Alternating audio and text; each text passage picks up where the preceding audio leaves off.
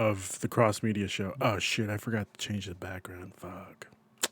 You hate to see it. You hate to see it. Wow. Wow. I as soon as I opened up Discord, that's exactly what I just saw. Today we're talking about episode 15 and 14 of Attack on Titan. In that order. In that order. In that Get order. ready for Yeah, of course, some in that weird order. stuff. No, episode 14 and 15 of Attack on Titan, the final season. I have some great guests with me today, but of course you should already know who these guests are because we do this every week. Before we get into it, if you're watching this on YouTube, feel free to give us a like and subscribe to help support us and see the great content that we do, like our new Marvel-centric show, the Marvel Mondays Initiative, which we did yesterday, and it was really great. I really liked it. Our video game show, the Penultimate Conquest podcast, which we also did yesterday, so go check that out. And also our anime-centric podcast, which is Anime Nation, which is happening tomorrow. Right, Ryan? Oh yeah, and there may be some familiar faces from this screen there tomorrow. Yeah, unfortunately, I didn't get the invite, so. No, you're the man behind the camera. It's all good. I mean, I'm just saying, I would have appreciated an invite to talk about. What are we talking about next week? I mean, next. You don't even know. Yeah, because he didn't even bother to tell me. You know, like unbelievable. No, we're talking about the next season of anime, right? Yeah. Spring 2021. Yeah, I know. If you've missed out on any of this week's content, feel free to check out the website, thepenultimateconquest.com, and check out our VODs and even see the schedule for the rest of the month when I finally update it, that is. If this is your first time watching, my name is Ruben. I'm the director of the Penultimate Conquest. My co-hosts this episode are Fiona. Fiona, how's it going? It's going great. It's going really good. Good.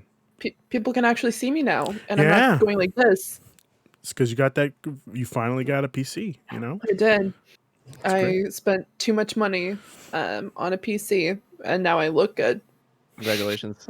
Congratulations. Welcome to the club. Welcome to the club. We also Thank have you. Christian here. Hi, Christian, what's up? Hello. I just took the Crunchyroll Attack on Titan quiz to find out which character I am, and I am very happy to inform everyone that I am now Mikasa Ackerman. So, So am I! Well, now hello, I I'm have, to take Mikasa. I have to take this quiz now. Okay, we'll see what happens. I'm gonna be honest with you though. If you do, I can imagine because the way that I answered it, if I changed two of my answers, mostly because I don't eat meat, I would have got Sasha. So I'm just gonna say that I'm. We'll never definitely know, I Sasha guess. Mikasa. We'll never know, though. Oh, We'll never know. As long as no one's Eren, I'm cool with that. correct. Could you do me a favor and put that in the Attack on Titan chat? Yeah, I'm about to link it Okay. to you. Cool, thank you very much. And last but not least, the host of Anime Nation himself, Ryan. Ryan, what's up, buddy? Well, I'm doing good, and I'd like to inform everyone I got Levi when I took the test. Wow, so everybody took the Nice. test except for me. Wow. I'm really feeling the love here, guys. I really appreciate that. That's awesome. Do we want to talk about these episodes, or do we want to just get straight into it? What's the general consensus? What's the difference? Well, meaning like our initial thoughts of the episode. Like, did we like these two? They were good. Okay, Ryan? I Oh, no, go ahead, Christian. Christian can go. Christian, you can go. I didn't realize you were not finished talking. I'm sorry. No, it's okay. I just wanted to say, and I tweeted about this, like specifically episode 14. I felt like a lot of like Mappa's influence, like in like the DNA of that episode, specifically like the fight scene with Levi. It felt very much like I was watching Jujutsu, and like I desperately want them to remake all of Attack on Titan with Right. Levi as the protagonist. Oh my god, that would be so That's great. all I want. That's all I want. Could you now. imagine? I would love Yeah. that. Christian, don't give me dreams like this. Ryan, what did you think of these two episodes? I mean, God, this show just it keeps ramping up, and we're at 99 miles per hour down this highway, and I'm not sure how we end this. So, God, I'm excited. It was good. It was real good. We got 1 week left. We'll find out next week. how we end this. Less than 7 days. Let's see. Yeah. Yeah, that's right. Actually, less than 7 days. So we'll see. Jeez. Fee, what did you think? It was a lot to consume in one binge and Okay. watching both episodes. I think that they did really great showing it off. And I also agree with Christian that it definitely had that essence of like Jujutsu Kaisen in a certain fight in the woods, which I was really excited to see that they did that justice. Like they did I'm going to probably say they did better than the manga when it came to this fight. So I'm really happy that Mappa did such a great job. It was very, very well done. But yeah, there was a lot of stuff. It was way too emotional, and your girl had to take a Bruno Mars break in between episodes, just jamming out and trying to calm down after watching one episode. I have no words. Yeah.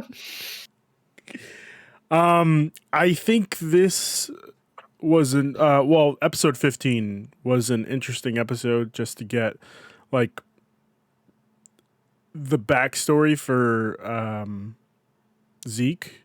About damn time. As Yeah. the penultimate episode, I was like, wow, that's ballsy, and also like we kind of needed it though. Can we just say that Gresha's such a dick and he's a Yeah. bad dad? Yeah. Like, but also like fuck Zeke though, right? Don't snitch out your family. Well, no, he needed to. Zeke needed to. Zeke met a lovely person, and it looks like he had a great father in the end. No, Yeah. you don't snitch out family, bro.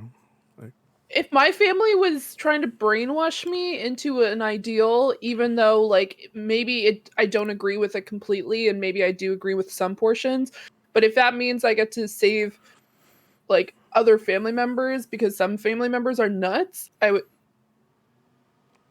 No, All I'm saying is, Fee, you don't snitch out family, okay? I would do that to my sister. Wow. Well, I mean, that's the relationship you have with your sister, so I understand that.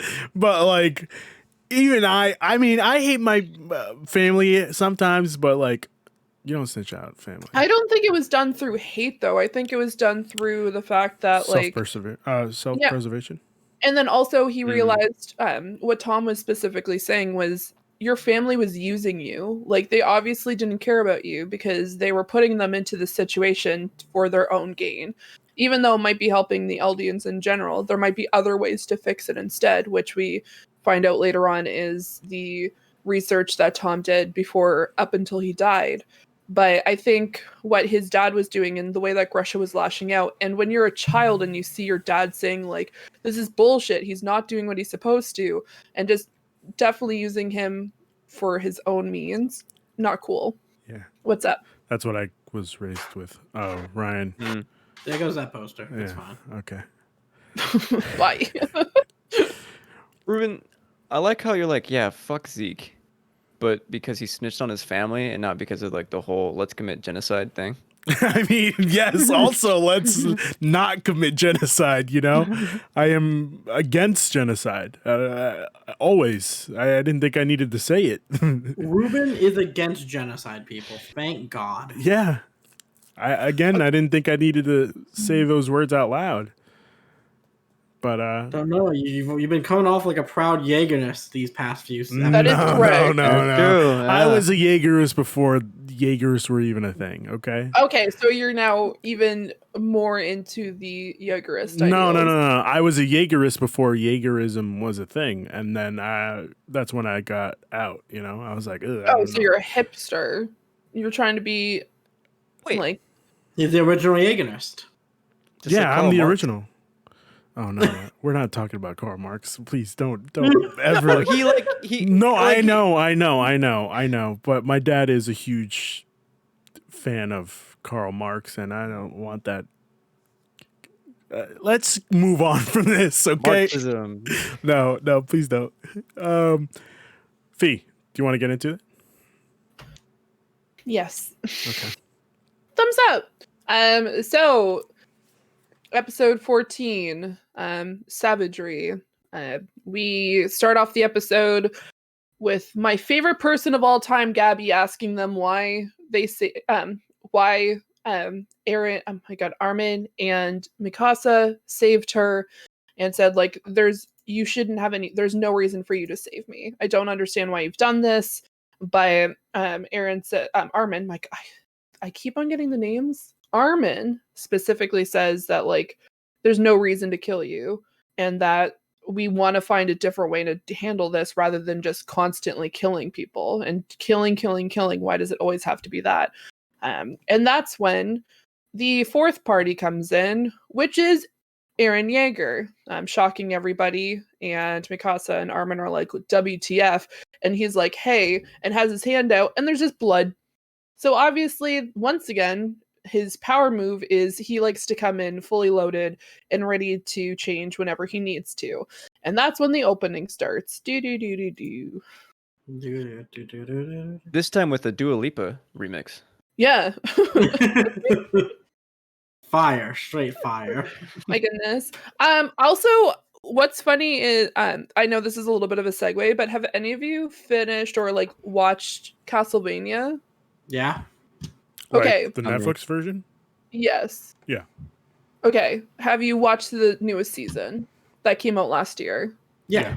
So the bodies flying downwards in the last episode reminds me of this opening because I just finished Castlevania and I'm like, Okay, yeah, I can see that. I see what you're talking about. just the slow bodies falling to the ground. Yeah. Rest in peace. Thousands of people from the body ball, and if you haven't watched Castlevania, probably should do that. Great show. Thumbs up. I mean, you just spoiled the whole thing for them. But I didn't spoil anything. okay. Which one is Castlevania? Just kidding.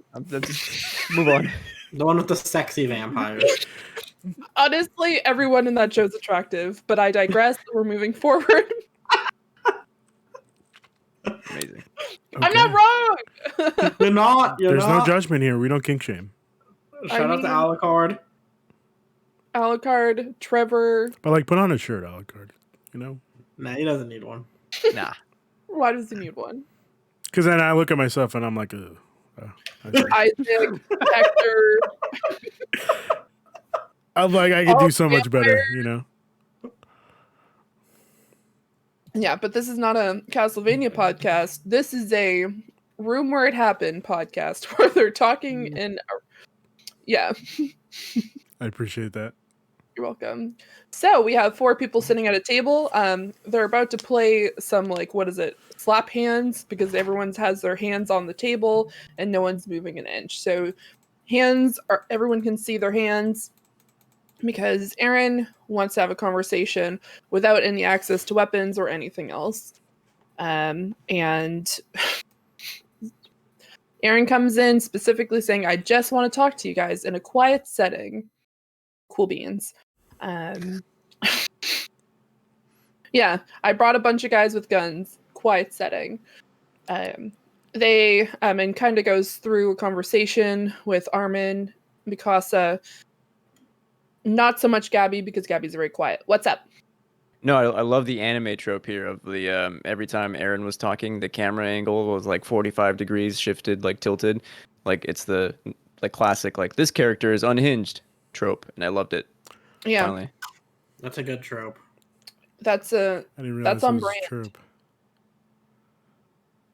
Yes. Mm-hmm. Well, no, Yeah. now it just clicked in my head. Good. Dun dun dun. That's why I'm not a Jaegers anymore.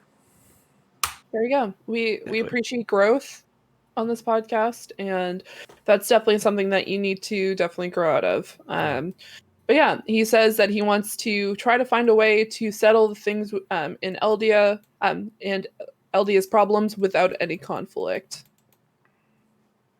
I'm putting, but as for people who are listening, I'm doing like quote unquote because we know how this goes down. And he says like everyone else will be fine, just move on, and just kind of brushes aside whatever is happening in the other room, which we found out last episode did not go so great. But that's for last episode. And Armin specifically says, we're the ones who wanted to talk to you, and we wanted to figure out a way to handle this. what made you decide to take your own attack on Marley, and then trying to step away from what the military was doing. Eren specifically says, "I'm free," and is pretty much his constant in this particular discussion, that he's saying that I choose what I want to do and I'm constantly moving forward, which we heard him say in episode 3 of this season, where he's constantly moving forward. And so he does things on his own free will. And then Armin kind of brings up the fact that, like, well, you kind of betrayed everyone else in your acts to be free. You were having secret meetings and you went over to Marley by yourself without telling anybody. And essentially calling him out on all of the shit that he just did over the past season. And trying to figure out specifically why he wants to do this. And says, like, has this all been your way, been your free will since then? Which kind of indicates that he doesn't honestly think that he has any free will to begin with at this point, mostly because he thinks that he's probably being brainwashed. Not so great. But Eren rebuttals with like something that actually gave me pause, and I had to write when he intimates that Armin is the one being manipulated. He's like, if memories are what shape people, then a part of you is Bertold now, and that's something that I hadn't thought about. Is like, when you inherit the other person's titan, do you inherit like their thoughts as well? Fucking blew my mind. Also blew mine. Yeah. The minute he said that, I was like, holy fuck. That's crazy. Yeah. And then he went right into coming after Mikasa, saying that she doesn't have any free will either, because with her bloodline being the Ackerman family, they're specifically used to protect the founding titan, that the moment that they met, he activated her. And so she hasn't had any free will since they've met, and he hates her because of it, and specifically says to her face that I've always hated you, Mikasa. And that sucks. That's a real big thing to say. Yeah, low blow. It was a very, very low, very, very low blow. And when she's trying to argue the fact that, like, you saved me from being kidnapped, and you wrap this scarf around me, out of kindness, and she puts her hand on the scarf, and he says, "Put your hands down." And then she has to put her hands back on the table. And this particular argument does go on, with Armin and Eren going back and forth, talking about freedom and what's happening with the military and what Eren's plans are moving forward, which is definitely not super ideal. And then Armin pretty much snaps after Eren says that he has always hated Mikasa, and then tries to jump across the table towards Eren. This is when Mikasa's guttural reaction, or like instant response, is to pin Armin on the table, kind of saying, like, this is what happens when you try to attack the founding titan near Mikasa, kind of putting 2 and 2 together, showing off, like, hey, like, I just told you that this is what you're going to do. And so Mikasa starts questioning why she did it in the first place, especially since it was Armin who was doing it. And then getting away from Mikasa as she's saying, like, no, I didn't mean to do that. Armin punches Eren in the face. And then this is the fight scene between Armin and Eren. Does not go super great for Armin, but it's apparently an online favorite to see Armin pinned. What? Yeah. People the internet is loving watching Armin pinned up against anything. Yeah. Is it like a horny thing or It's a horny thing. Really? The internet is very horny for Armin. It's because his face when he turns around and looks at Eren as he's pinned. And I wasn't invited. All right. We'll make sure to give you an invite next time. Yeah, thank you. Yeah. No, it was all over my TikTok, and it was pretty, like, I would just be like, you need to calm down. Like, people, go take a cold bath. Calm down. Yeah. Yeah. But yeah, there is some people, some of the Jaegerists try to come in after Eren throws Armin into the wine cabinet that we saw earlier last episode, and he just says, like, don't worry about it, everything's fine. Is everything fine at this point? and points out like, oh, this is the first time that we've ever fought Armin, isn't it? And says like, why is that so? It's because there's no way you could have ever put up a fight against me, as he continues to bash Armin around the floor and kicks him to the ground. And Mikasa tries to stop him.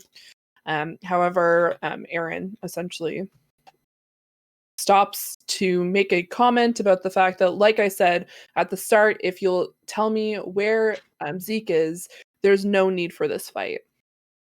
And is kind of going back to normal, as if nothing happened in the first place, just deadpanned, and saying that, like, okay, we're just going to take these guys with us, talking about Armin and Mikasa, and then the brat who killed Sasha. I think And you mean the bitch. Yeah, Wow. I'm I kidding. mean, Went for it. Yeah. I mean, come Amazing. on. Sasha was much a better character. correct. I have a question here What's up? for the. I don't know. I guess maybe this might get into a little spoilery. Well, like, do your best to not spoil, like, you manga readers. Is this Mikasa thing resolved in some way where, like, it's like, I guess Eren insinuates that she is a slave to what, Eldians, right? Is that revisited? You You want know to what I answer, mean? Ryan? I can take this. Yeah, there is conclusion to Okay. the words he said today. All perfect. Thank you. I like that answer. I was trying to figure out a way to put it into a small little box rather than going on to like a full-on explanation. Yeah. We appreciate it. Because I Yeah. just want the best for my homegirl. Everybody Yeah. does. She deserves Yeah. the best. She does. Got the worst. Yeah. Oh my god. Yeah. God, I'm really angry with Eren. I'm just gonna put that one Yes. out to the ether. Technically, if we're following Aaron's logic here, is this Aaron or is this his father? That's a very good question. Or Yeah. is Are you really upset with Aaron or are you really upset with his father? well, I mean, I'm upset with Aaron. yeah, I'm Yeah. upset with Yeah. Eren I because tried. there's other ways that this could have been handled. I tried. I'm not gonna lie. Now, did watching him punch Armin in the face was that good? Yes, I've wanted to see Armin get punched in the face for 4 seasons. No, Nah, I didn't want that at all. They're I've never liked Armin. They're bros. I mean, Bros fight. I think season 1 Armin needed just like a smack across the face to be like smarten up and get over it. Like there was definitely some times where he's being very whiny, but I think season 3 definitely like put him into place. He toughened up. And then this season he definitely toughened up and he got rid of the bowl cut. The bowl cut is a sign that you've grown as a person. Rip bowl cut. If there's anyone who needs to get beat up, it's Zenitsu from Demon Slayer. Oh my god, True. that fucking He's guy long is so guy. annoying. Yeah. I mean, So annoying. he's great when he's passed out, though. That sounds really inappropriate, but you need to watch the show. Oh, when he's knocked out, fantastic. You're not wrong, Fee, but I just feel like, do the pros outweigh the cons? And the answer is no. How about that Mugen train, though? I'm excited for it, I guess. I'm excited. I'm not excited. I'm hesitant for it. Oh my god. Unacceptable. We'll see. Unacceptable. All right, yeah, just 1 second here.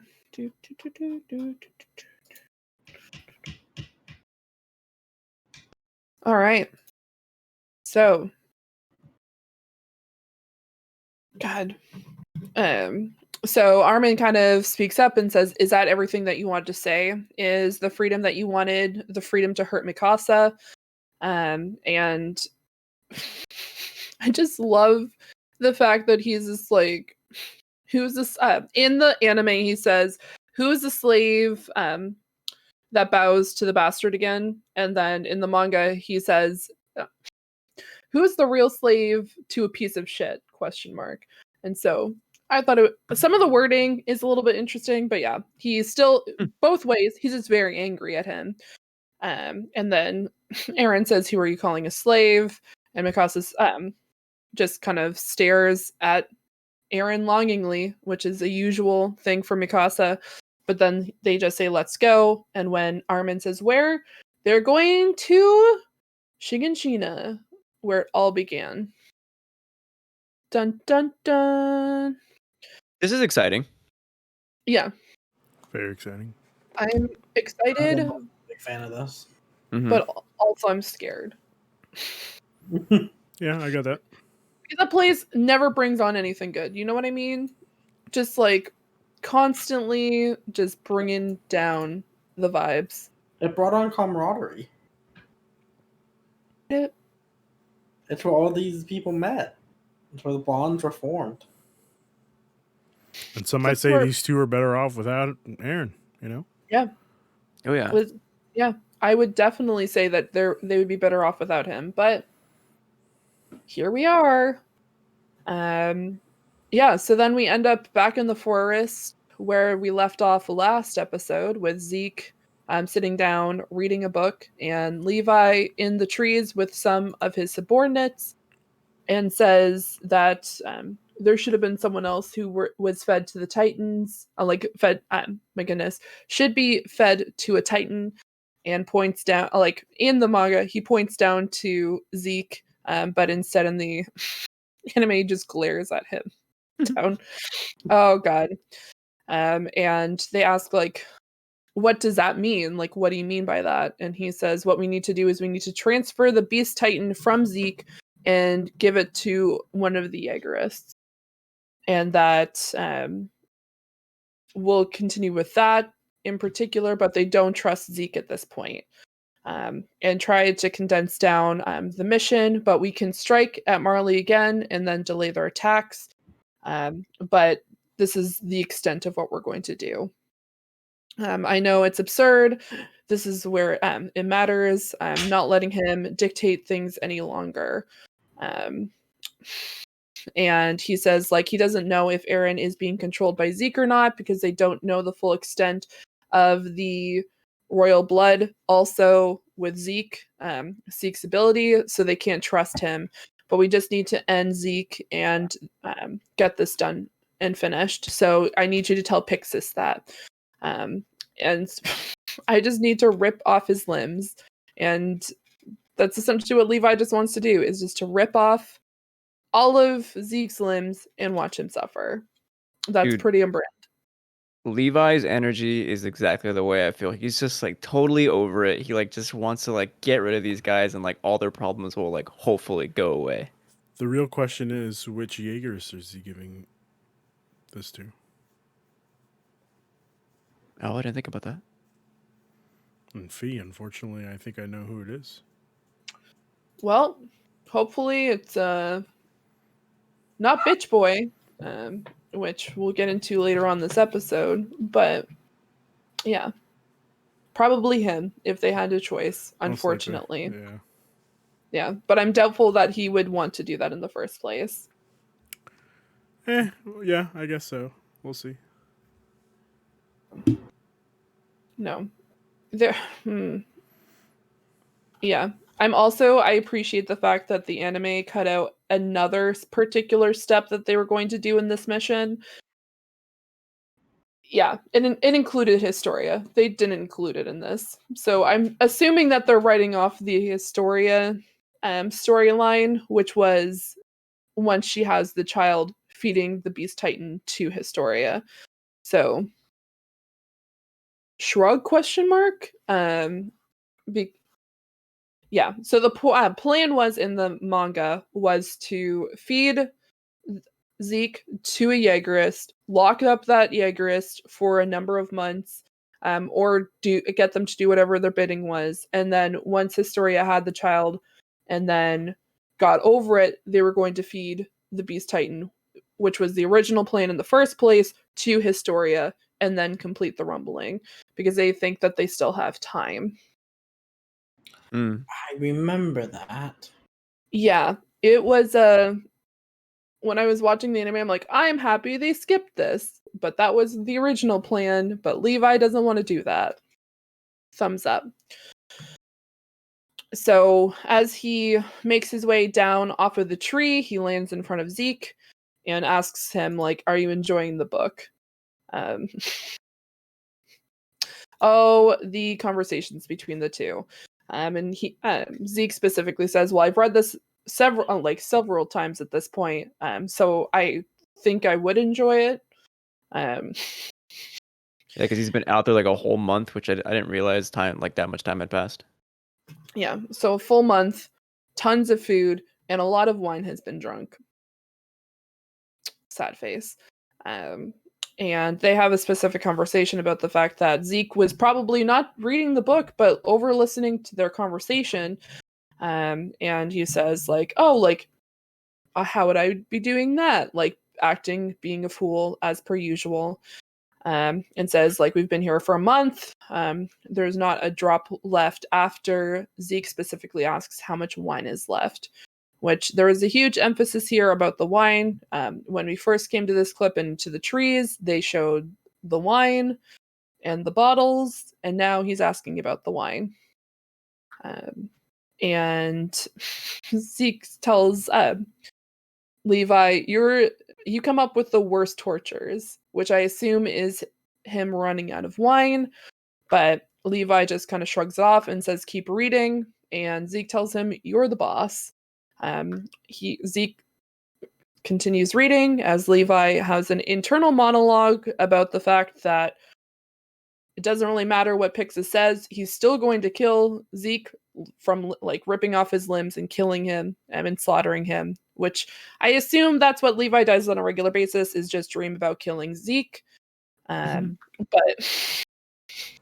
shrug, and says, like, 30 fully armed soldiers are here in the trees in the surrounding forest, and if he turns into the beast, there's no way for him to escape. Yep. And kind of goes into a like, I felt really bad here because he thinks about the fact that, like, it took so long, Erwin, and you can still see that he has so much respect for Erwin and what he promised him during season 3, and says, like, I think I'm finally going to fulfill my vow I made to you that day, and that your death has a meaning, and at last I'll be able to prove it, because it seems like he spent the last 4 years regretting the fact that he made Armin the Colossal Titan, but he hasn't essentially said that at this point. Then he turns around and specifically sees that Zeke starts running as fast as he can away from the camp and starts screaming. And that's when we realize that Zeke was lying the entire time about freezing, and that when the people of, like, Ymir drink or consume any of his spinal fluid, that they would get paralyzed, which he said last episode is not the case, and everyone who drank the wine is now turning into titans, which Raining is bodies. raining bodies. And once again, unfortunately for Levi, in the same forest that he's watched numerous friends die constantly. In last episode, we saw clips of that when he was having flashbacks of everyone that he's watched and cared for die in these particular woods that were projected up on the trees. That this is happening again with his subordinates, and now he has to relive that horror, which is very, very unfortunate for him. At this time, they're not the only ones that are getting affected. Anyone who has drank the wine or has any sort of attachment to the Titans themselves, if they're Titan shifters, feel a kind of energy or numbness to their limbs. Because one of the people specifically said that, like, I didn't feel anything. But it might just be specifically that she saying, like, I didn't feel anything because she was numb, but that's here nor there. However, we did see a reaction from Armin when he says, like, I feel like electricity just went through my veins. because that is a Titan of royal blood screaming in the woods, which is kind of crazy that he's able to control from that far, but kind of makes sense because we know how the Founding Titans' abilities worked 100 years ago when he mind controlled all the people of Parity to believe that they need to stay on this island. Yeah. So, go ahead. Sorry. I was just gonna say it kind of reminded me of the Superman voice from Snyder Cut. Just that Oh boy. shot her around the world, you know. Christian, what were you gonna say? Exactly. No, I was gonna say, was it a range thing? I'm just curious whether or not Zeke can like scream louder, and does his range extend, or did he only choose to do this area, or can he only do that area? I don't know if you guys have any insight on that. Well, I would assume it's a range thing because if I recall correctly, the mist that was used on the town, Mm-hmm. they were all turned into Titans because he yelled, right? Mm-hmm. Yes. Yeah, Yes. but I don't think anybody complained about, oh, I feel numb or I feel like electricity was shot through my spine. You know what I'm saying? Like, I Yeah. could Yeah. be wrong. Okay. I could be Yeah. wrong. Okay. Okay. They at this particular point they haven't really explained the full extent of Zeke's abilities, and it makes sense why they kind of maybe had felt it, because it might be him trying to indicate to Eren where he is. It might be like essentially an SOS signal, but shrug. Interesting.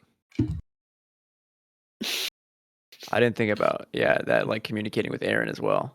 Oh, I like it. Him being like, help. I turned everyone into Titans. Help, Predator, little man please. chasing me. Oh my god. He still has PTSD. Like, Zeke cannot handle Levi.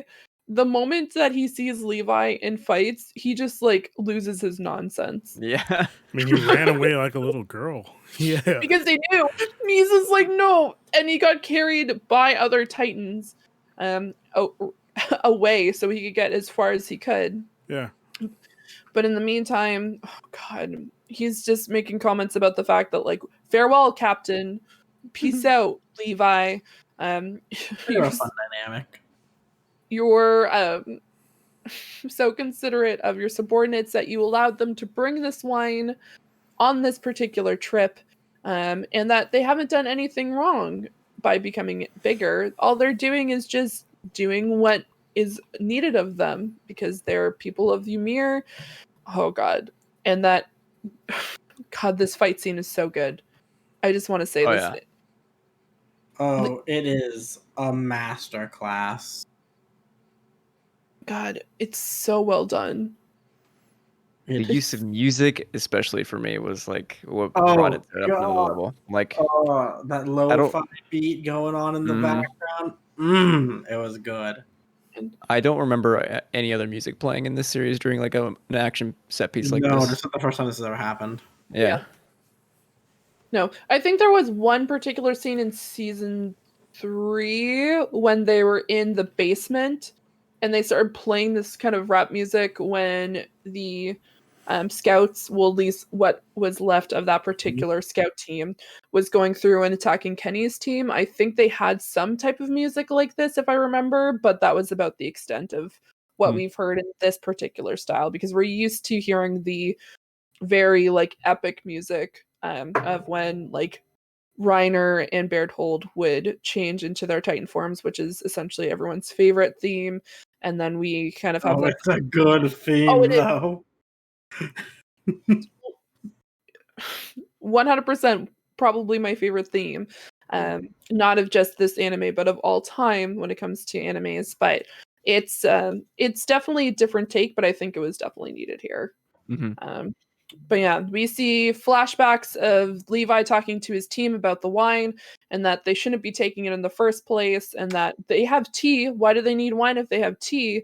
But his entire team says, like, but this is like our first time being able to do this, and we should have options. Like, the only people who get this are typically like the police corps. Like, we should be able to have some sort of luxuries if we're going to have to stay in the woods for a month. And he finally subsided and said, like, okay, like, if that's what you guys want, like, fine, we can take it. But obviously this was not the good idea, and kind of regrets it at this point. And you just see like the looks of regret on Levi's face the entire time as he realizes that he has to fight them, but also doesn't make any sense, because if Zeke's spinal fluid was in the wine, why were they able to move and act as though nothing was wrong? No one was freezing. So what's happening? Obviously, this was a lie, Levi. He lied to you. I don't know why this is a shock. He 100% lied to you. He doesn't think you could lie to him. But he comments on the fact of how fast they are, but it's probably due to Zeke, and it 100% is. But Zeke tries to make the Titans hardcore, like hard mode, but it definitely does not work. Even though it seemed a little bit at a loss for Levi, as we saw him kind of plummeting and fighting. We saw fingers getting filleted and sliced and diced. We saw him rip off someone's face, or at least like cut underneath his face and knock him back. Unfortunately, he realizes that that was the same guy from earlier, which was Varys, and he still killed him anyway, unfortunately. But yeah, the epic scene of him just like slowly moving to the ground, like falling to the ground as all the Titans surrounded him, and then we leave. So good. I'm not gonna lie. I thought I was very nervous. I thought Levi was gonna be a goner for sure, and I was like prepared to be sad. I thought Levi was just gonna give up and be like, "All right, well, I tried." Yeah. Like, that's a boy fueled by revenge. He's like, I need to kill him. Yeah. More now. Yeah. For sure. Good God. Yeah. It's a. I'm just gonna shake my head because it was absolutely bonkers that this happened in the first place. Just 1 second here. This episode is brought to you by Canadian Coca-Cola. How is it? Just do it. Just do it. Just drink it. There you go. I was a little worried there, because Just Do It is Nike. No, I don't know about that. No? No. Okay. My God. I don't remember that being Nike. Yeah, I don't think that was. But yeah. So we Wait, cut to. Are we serious What's right up? now? What? Just Do It? No, we're kidding with you. Okay. All right. I was going to say, is this one of those situations where I'm wrong and I just assumed that it was? Mandela effect. Yeah. Mandela effect. Oh, No. okay. Good. I thought Yeah. I got scared there for a second. Continue. Amazing. I'm sorry. Oh my God. Yeah. So we see Zeke being carried through the forest by his squad, trying to get by as fast as they could at this particular point, and trying to find a way to get out of the woods as fast as he could. And even if I had said my true intentions, you guys probably wouldn't have understood. And kind of regretting the fact that like he didn't want to take those particular steps, but he realizes that there's nothing that he could have done to make Levi understand what his steps were, which we get to see in these 2 episodes, which is a little bit crazy, but it was kind of nice to be able to have those 2 episodes together, because I think it really actually helped in the long run to allow us to really understand Zeke's true intentions. So I'm happy that it was back to back, but also at the same time, it was a lot. I think I did like a laundry break in between. Yeah, that's valid. But yeah, Zeke kind of comments on the fact that he hopes that his brother has figured out where they're supposed to meet, and everything seemed to be going golden up until the point here he hears whooshing noises, and one of the Titans in the back gets his neck sliced open, and he sees Levi. And he is 100% not okay with this and says, "Oh no," and proceeds to tell them to go after him. But this definitely is not the case, and gets one of the Titans just gets sliced and diced and completely destroyed as he's trying to get away. And he questions the fact on how Levi's still alive, which honestly, very good question. But then turns into the Beast Titan and then proceeds to take the female Titan that he had, who was carrying him, into portions and starts throwing them at Levi. Fucking insane. This scene It was so gross. was so gory. It was extremely gory, but God, was it cool. It was extremely gory. Yeah, that's all I can say. Yeah. No, continue, Christian. I was gonna say, not me eating a salad while watching this scene. I was also eating food while watching this episode, and I kind of got grossed out. Yeah. Yeah, I was really excited for this scene, mostly because I wanted to see how Mappa was going to handle it, and honestly, they killed it. Like, Oh, this whole fight scene, they killed it. They fucking killed it. were you gonna say Like, something? Need to prove more just how good they are at fucking animation. They just keep doing it. Which just like goes to show you like how like dumb it was for people to like complain on Twitter about Mappa taking over. Yeah. Because they are killing it. So Yeah. in your No. face. No. Like, they took the manga and they elevated it. Like, it was definitely a cool scene when I was reading it the first time, but actually seeing it animated, because I was concerned because Wit was great, but there was certain times where they tried to avoid gore when they could. But Mappa's like, we have jujitsu, we don't care. Yeah. Yeah. We will show a man getting ripped in half. Get Oh my ready. God, like, head gone. We're taking this person and we're ripping them in half. Like, he freaking deconstructed that Titan as if it was nothing. And comments on the fact that, like, how he could have killed his comrades in the first place, but Levi's like, you don't know how many people we've had to kill. You don't know how many times that we've had to go through and kill our own comrades, or we had to kill our own people because of certain actions, aka him turning everyone into Titans constantly. Just like, needs to stop. You gotta stop, Zeke. But that's here nor there, as he's just constantly ripping these Titans apart as if it was nothing, and just throwing the remains at Levi and mistaking bushes and branches as the ever so fast Levi. I'm not realizing that that's why the green cape comes in handy, because you look like you're a part of the trees themselves. And so he's constantly able to dodge. But Zeke, God, you could just tell how freaked out Zeke was during this scene, and concerned for his life. He's just like, I need to protect my back, but also I need to protect my front, and I need to take out this entire forest. Like, there's a reason why they put you in the forest, Zeke. Like, Yeah.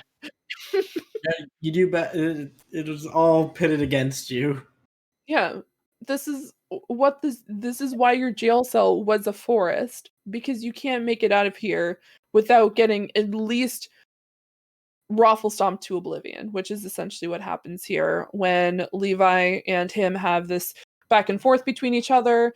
However, Levi comes down with the lightning rods and blows Zeke's nape to smithereens, and pulling out the melting, is the best way to put it, the melting Zeke, and saying like, hey. Uh-oh. Did I freeze? Oh, great. Of course. Hold on.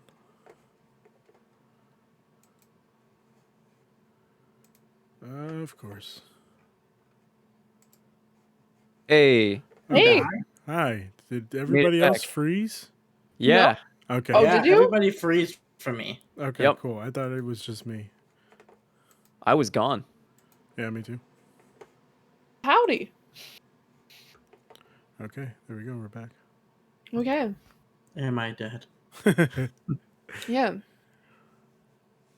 So Levi tells Zeke he doesn't need to worry, and that he's not going to be killed yet, and then gets dragged down through the woods by his hair. And we come to the Shiganshina district, where we see the essentially commander of the training, Lake Core, talking about the fact that while Zachary has been killed, they're still going to continue to train and that they need to prepare for Titans and to kill Titans. But some of the trainees don't think that's the best time. Like, my goodness, that's not the best way to spend their time, as they should be finding ways to fight for Eldia and the Eldians. And making a focus on fighting their enemies, not specifically the Titans, because they befriended them, that they can continue and try to work with the Jaegerists. So one of the trainees speaks up and says that they should be fighting for the Jaegerists and that they should be putting their focus on specifically that fight and not what the commander specifically wants to do. But that doesn't really matter in this case because he has some backup. Flock himself with Hanji, still in handcuffs, um, introduces himself to the instructor, or what did they specifically call him in the anime? I think it was Command. It's Commander. Yeah, Commander. Yeah. So he introduces him that way and kind of calls him out. And Flock talks about the fact that he's going to be taking over from now on, and that the new age of the Jaegerists and the people of Eldia is coming.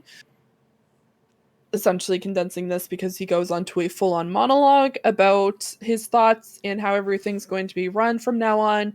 But he's going to be taking over and that the commander needs to step down. The commander says essentially, no, I'm not going to step down, and that you guys need to step off because no one's going to follow you idiots anywhere. However, he's cut short into his full-on rant when Flock shoots the stone beside his feet, and accidentally missed his foot. Wait, why is that in quotes? Because I'm how did he miss? Like, out of everything, he could have shot like his leg. Yeah, Stormtrooper aim, let it be. I mean, that Nice. is a reflection on Flock, I'm gonna be honest. And I keep on drinking from a water bottle that doesn't have anything in it. Yeah. Why? Who knows? I shall Dude, return. I'm Flock gonna go get sucked. some water. Yeah. Okay. Is he the guy? If you were saying like you called him a bitch earlier. He's a bitch boy. There you go. It was bitch boy. Thank Yeah. you. Yeah. No. I agree. 100%. He's just, God, for someone who didn't want Armin to live and hated Eren for a long while, he's converted very fast to being a full-on, like, I support Eren and everything he Mhm. believes in. Yeah. Like, I don't think this is what Erwin would have wanted.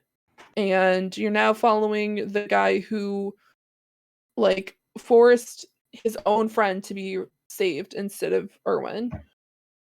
Which sometimes I think, like, man, I wish I would have known what would have happened if Erwin was around, because he would have just slapped Eren. He would have been like, he's dumb.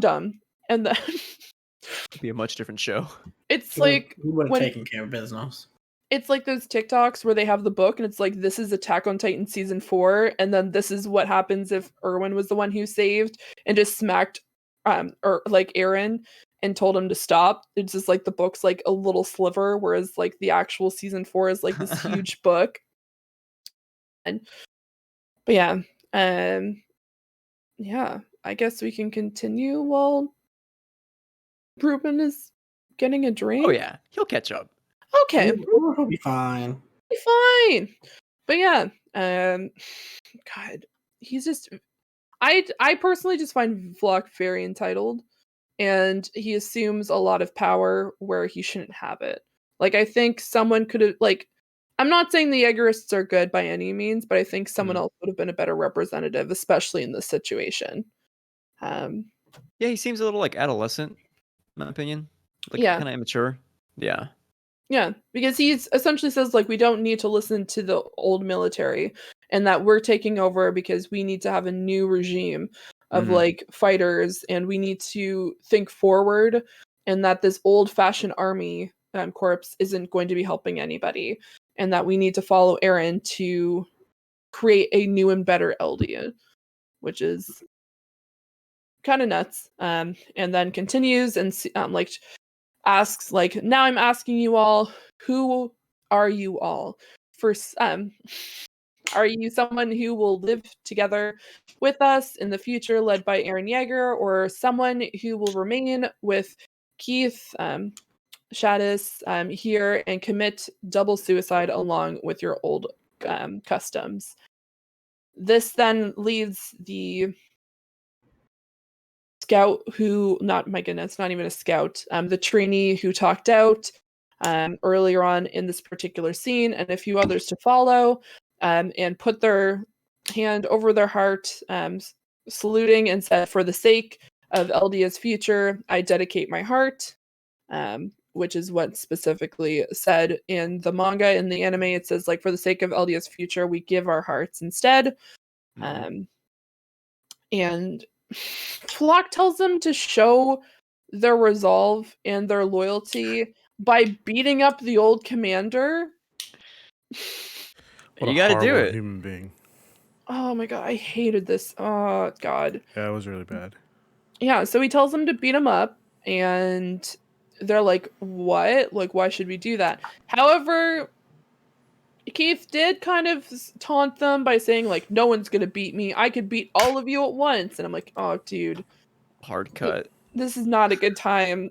So then we see him on the ground, completely beaten, bruised, and bloodied, and says like, "You will all be welcomed," and says that we're gonna go and find Zeke now, and tells Hanji like, you're gonna take me where he is," and Hanji just stares down at her old commander and doesn't want to move. However, she is forced to by Flock.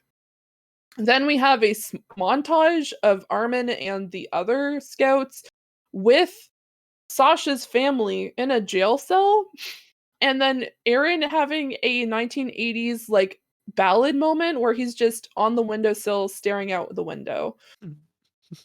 Okay. Okay. The drop in his mixtape. Gonna be fire. It's going to be fire. Levi notices like, "Oh, you're awake." He like, and makes some comments about his stench again, and tells Zeke that he should not move. The reason being is he's actually wrapped a rope around Zeke's neck that is connected to a thunder spear, and that if he moves, that the thunder spear that's currently lodged in Zeke's abdomen will go off and blow him to smithereens, taking out the Beast Titan once and for all. This is crazy. But I also love this scene. Same. Yeah, I'm like, this is a badass fucking scene. like this is on some territory that we have not seen of Levi. Mm-hmm. I'm telling you, because he's just over it. Levi's done. He's like, I need to avenge Erwin. I'm going to do that if it means blowing myself up with this crazy motherfucker. Whatever Yeah. it takes. Yeah. Avengers. I appreciate that Mappa took the opportunity to not animate Zeke throwing up. Really appreciate it, Mappa. Because that's how he woke up. because they definitely drew it a lot in the manga. I'm gonna Google Zeke throwing up. Oh, I don't like it. And says, given the state that you're in, it's hard for me to even tell you not to die. But it's like, but it's not like I have any sympathy for you. You treaded over the lives of my subordinates, all according to your plan, was beginning to be covered. God. And then he says, like, was it really worth being covered in shit for? And all according to your plan. Was this a part of your plan as well? As he proceeds to chop and slice and dice Zeke from his toes up into like mid, like upper thigh. And as Zeke is screaming, and he says, well, I can't let you change into the Beast Titan. As he's doing this very calmly, just slicing him up. And Zeke asks where his glasses are, and Levi's like, I don't know where they are, but you don't need them where you're going, or you will not need them anymore. And we see a small glimpse into his past where he's playing baseball. And he says, like, I need them. And then he says, oh God, this is a little bit sad. He's like, because I have a mission. And comments on Xavier. And then that's the episode of episode 14. I think it's only sad once we get the context of episode 15. Because at that point, I was like, fuck Zeke. Yeah. Yeah. Why? Yeah. I definitely agree. And By the way, yeah. like, This episode, I was like, I just want to see this man explode now. Yeah. I want to see this guy explode now. I didn't think he was going to do it. And then I watched the episode 15 and I was like, yeah, I see why. And good. I mean, yeah, in a way, and then another way, I think it like, yeah, without the background, which I think that's why I really like the fact that episode 14 and 15 were back to back, Yeah. because it really like explained to us very quickly why he, one, has a mission, two, why we should feel bad for him, and honestly, three, why Grisha is the worst. Yeah. Shrug. I think I would have been more down on episode 15 had it like just been released like by its own. You know what I mean? Like having 14 and 15 back to back, like I didn't mind the flashback as much. Like it gave me more context. Like I got my fill of action, so getting more like a grounded story and getting some character development like was good for me. Zeke has always been a character I've always been very interested in his background. I think so to finally get that was well deserved for a character that is holding such importance in these final hours of the story. Yeah. Also, why is he wearing glasses that he shouldn't? Like, are those prescription? Of course not. Who knows? It's 2010. He poked the holes out of. He poked the lenses out of them. Yeah. Okay. Yeah. But also That- like he did inherit the Titan before him, right? So maybe he inherited bad eyesight. God, that would suck. Oh, you're gonna die in 12 years, and you can turn into a monster. That's pretty cool. But you But gotta also, start wearing you glasses can't now. see now. Yeah. You gotta go see an optometrist first. At least he can see the future, but Fuck, I'm leaving. Christian, she just took your line. Are you gonna take that line down? What do you mean? What do you mean? You're usually line? the one that has the quips. Oh yeah, sure, Yeah. yeah. I'll allow it. I'll allow it. Okay. thank you. But you're I on thin appreciate ice, it. counselor. Thin ice. Wow, Thin ice. man. I've been having a really good go at being on thin ice recently. Episode 15. All those You get- glasses, Yeah. and you that's- didn't see Levi coming. There we go. This is my territory. I want it back. That was okay. I don't know if it was as good, but I'll take it. I'm just reaching. I'm reaching. Yeah. Goodness.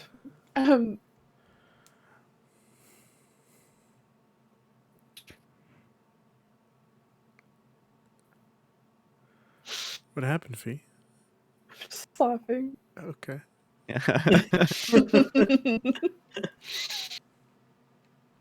So that episode 15 though. Yeah, I wrote one note for this. What was that? Lots to think about. there was lots to think about. That I is think true. I just wrote tragic. I wrote two words for this. Bitch boy. That's all I got. Oh, bitch boy is in last episode. No, bitch boy is in this episode. Are you calling Zeke bitch boy? Yeah, again, I am going to go back and say, like, you don't snitch on your family, you know? Oh. That's His when family you wasn't that's family. that's when you pull a 180 Those and were you're like those were relatives. no. That's when you pull a 180 and you're like, yeah, this guy is sorry, I yelled. Yeah, this guy's Al. And boom, there you Here's go. the thing. He had to eat his dad. His dad, like the person he cared about, who he looked upon as a father figure, he had to consume.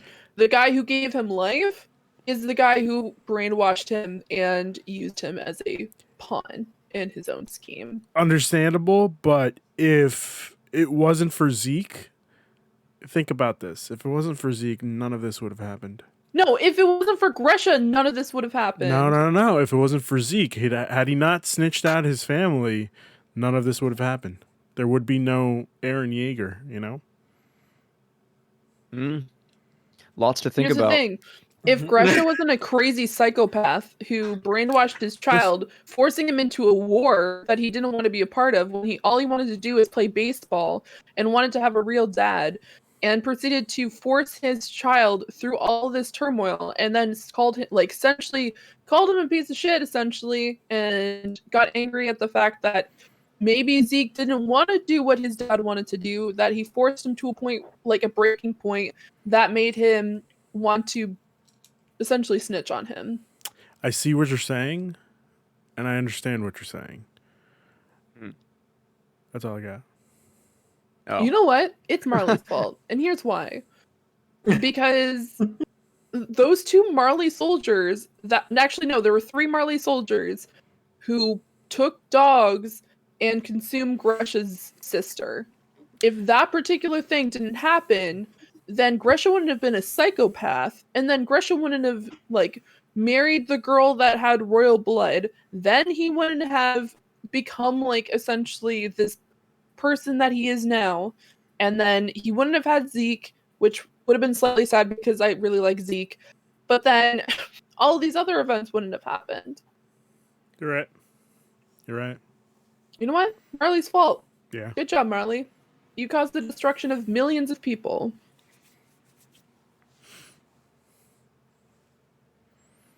Man, I almost said we need another pandemic, but we're in one. I didn't think that went through. And it's terrible. You know what, guys? Okay. He's like round 2, baby. It's Marley's fault. It's Marley's fault. Marley's It's fault. Molly's fault. Cameras off. Yeah, that's a shoulder right there. Cameras off. Oh man. Hold on, let me try to fix it. Hold on. Yeah. I Wait, can't. hold on. I can't. Hold on. Wait. Zeke's a bitch boy. That's all I got. Zeke's a bitch. Oh. Zeke's a bitch. I don't like this anymore. Continue. I'm sorry. He has too much power now. Okay, I shouldn't have told you. I mean, I was playing around with that before you told me. Anyway, so Zeke's backstory is episode 15. Very first scene is we see the Jaeger family, which is Zeke's family. Gresha, Dina, and Zeke are overlooking Liberio, and Gresha tells him that this is where they live and that they will continue to live if they don't find a way out. Great job. This is a great way to start this here. We're forced to live here until the day we die, and being unable to go anywhere else. Zeke, don't you want to get out of here? And little baby Zeke is like, yes, I do. Epic Zeke impression, by the way. Oh, so good. I mean, thank you. I really, really appreciate it. And at this point, we see an old gentleman coming out and saying, like, "Oh, it's so early for visitors up here, but I'll come back later." Until he notices the armband, Mm. and then th- says, like, "Ugh, Eldians," and throws the dirt water at the Jaeger family. And when he's like, "Why would you do that? We have authorization to be up here." He's just like, "I'm a cleaner, and I've been told that my job is to clean the trash and take out the garbage." Rude. That's very rude. Um, and says that his workplace is getting dirty because of you devils. And then it says, like, "You slaughtered almost every children, and you're constantly causing bloodshed, but you're constantly pumping out things like that." And look at Zeke, um, which is really, really mean. And as they make their way down the street, they're getting called out by people around them, saying that they stink and that they're devils, and that they essentially don't deserve to live at this point, which is also not super great. And Gresha uses this as a learning experience and tells Zeke to remember how he's being treated, and if the world is wrong, then it must be changed. And then that's when the opening starts. Unfortunately, Zeke is not the strongest fighter. As we see, he struggles through the trenches when two men on the side on horses are looking around and comment, like, one of the men says, "Oh, so one of these people are going to inherit my Titan," which we find out is what is at that point the current Beast Titan. And notices the child who's left behind, and the other guy's like, "Yeah, that's Jaeger." But he's not going to do well because as everyone else is being super competitive and trying to push towards this goal to become the new Titan, that he's not really putting in all of the effort. And he doesn't seem to have the guts to do so, which is a little bit sad, but he's just a little kid. Like, I don't like this. Not gonna lie. Yeah. Yeah. Um, and we see a wholesome family moment with Zeke, Dina, and Gresha as they ask him how his day is going. Like, not specifically how his day is going, but how the training is going. And that they're commenting on the fact that, like, "Oh, you'll definitely become a warrior for sure. You just need to put in a little bit more effort. Like, you got this. You have a special power. Um, and that above all, you're our son." And he seems a little bit happy, like, "Oh yeah, woo, raise the roof." But then the Yeager family ends up at Gresha's parents' home as they're dropping off their child. Even though Zeke seems relatively happy because he's going to have his favorite pie for dinner, that you can hear from out of earshot that his grandfather's asking, "Why are you going out for another night? Like, is this dance group really that important?" Sorry, the social dance club is what he specifically says. "And is it so important that you're leaving your son here with us every night?" And they're like, "But it's really important because we're, like, worrying about the health and maintenance of the district and the well-being of the people of Liberio." And Gretcha's father's kind of commenting on the fact, "Well, you might need to pay more attention to what's happening at home than what's happening on the outside." Um, but they don't seem to be fully concerned, and they're like, "Oh no, Zeke understands why we're doing this. Zeke is all aboard on this. And when he gets older, he's going to join us as well, and that will continue this particular work." Which Zeke doesn't seem super thrilled by this idea at all. I mean, like all kids, like when their parents are forcing their own interests into their kids, like, no, Zeke's his own person.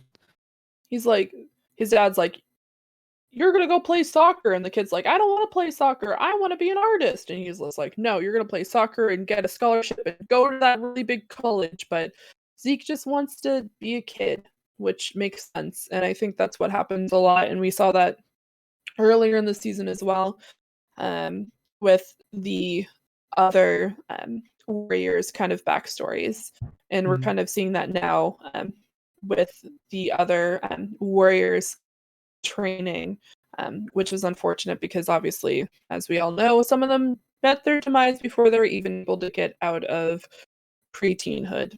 Rest in peace.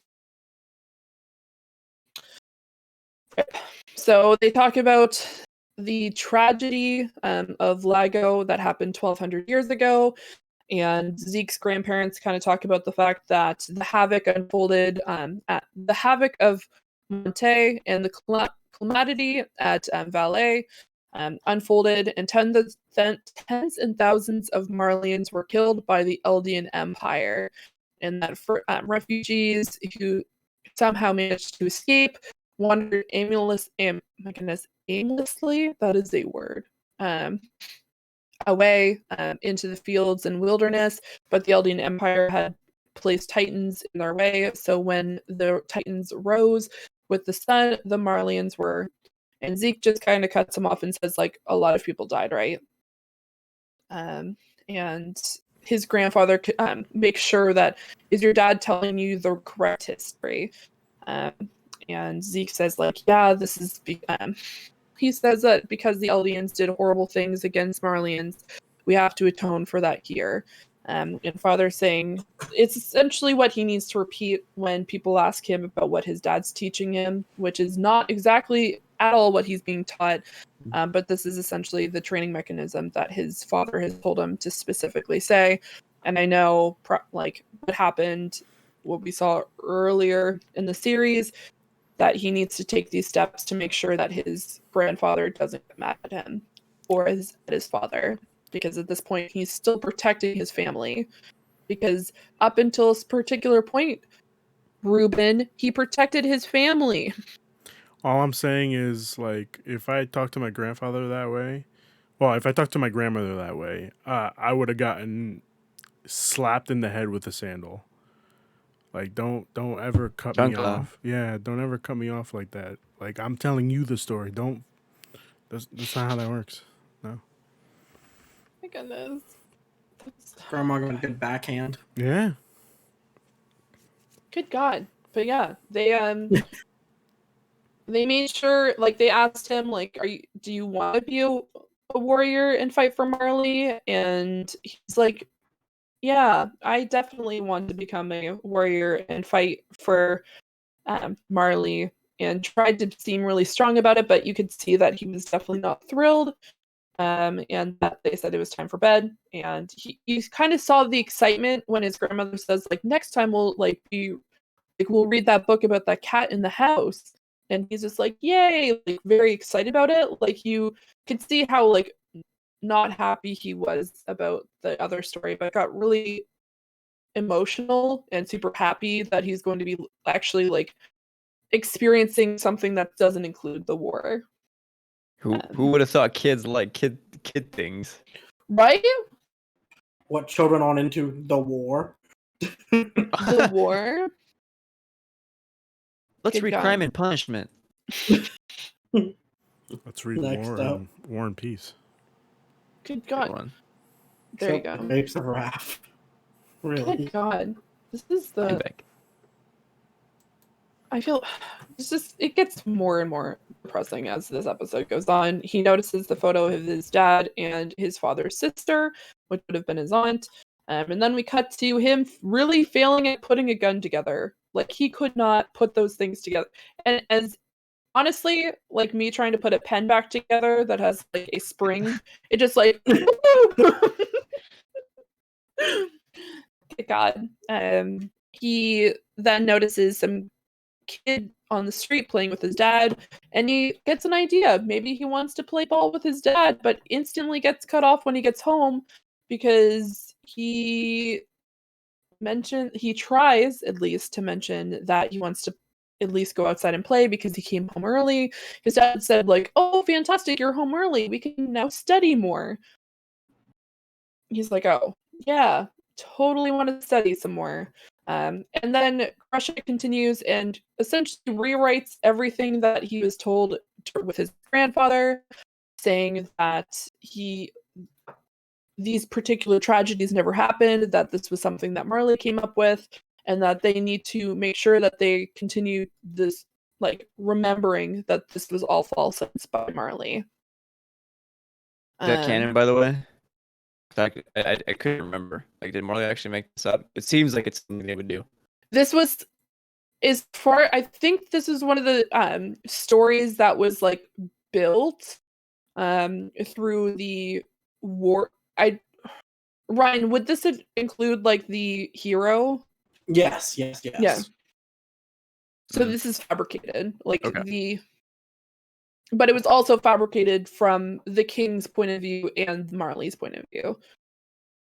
Gotcha. Yeah. Thank you. You're welcome. I just wanted to make sure I wasn't making things up. Making.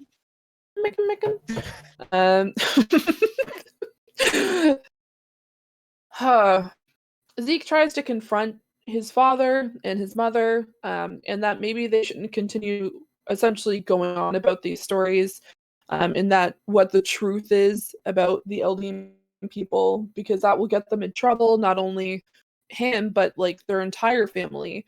Because as we've learned throughout the series, that if one Eldian gets in trouble, their entire family gets in trouble. AKA, they all get shipped off to Parody and turned into Titans. So he's like, maybe we shouldn't be doing this. However, his dad was not particularly happy about it whatsoever and snapped. And Lost in Paradise. it's not. It's not wrong. Oh my god! Oh my god! Yeah, this conversation was very difficult to listen to, and I know I say that a lot, but it was. You can see Zeke's intentions, and obviously, up until this point, we've always been kind of like Team Eren and almost Team Grusha, because the fact that Grusha went through all of this, and at the end of season 3, we watched his backstory of him losing his sister and losing his wife and essentially losing everything that he cared for. But then now we see Zeke's point of view, which is it wasn't so much like, it wasn't black and white. It wasn't everyone was out to get Grusha. It was Grusha had some ill intent as well. And this definitely kind of isolated me not enjoying or liking Grusha after this particular point. He's a shitty dad. He's beyond a shitty dad. And Zeke essentially has to listen to his dad talk about the fact that like the very reason why his sister was killed was because that this world is corrupt and that everyone is out to get the Eldians, and that he by we need to continue fighting.